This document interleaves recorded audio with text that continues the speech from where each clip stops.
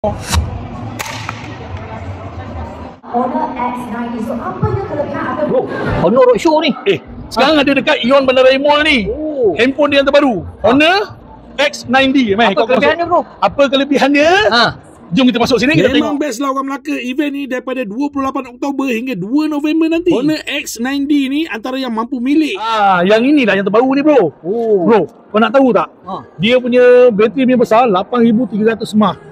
Kan? Lepas tu dia ada 4 warna. Warna dia memang cantik dan solid tau. Yang paling penting tahan lasak. Jom kita tengok. Kalau kau nak tahu, X90 ni antara handphone yang terlasak sekali. Kalau skrin handphone kena stapler gun macam ni memang dah pecah kan. Tapi yang ini steady je, nampak clear. Jangan risaulah kalau jatuh dalam air. Bawa menyelam pun boleh handphone ni. Tak ada masalah. Kalau dah masuk dalam air tu ataupun terkena habuk, jangan risau. Kau boleh clean dengan getaran yang ada dalam handphone ni. Untuk kamera dia pula 108 megapiksel tau. Gambar stay cantik je. Untuk supercharge 66 watt dan Snapdragon dia 6 Gen 4 tau. Memang power lah. Jom kita tengok dia punya AI. Ambil gambar pun lawa. Untuk AI editing tools dia memang macam-macam ada.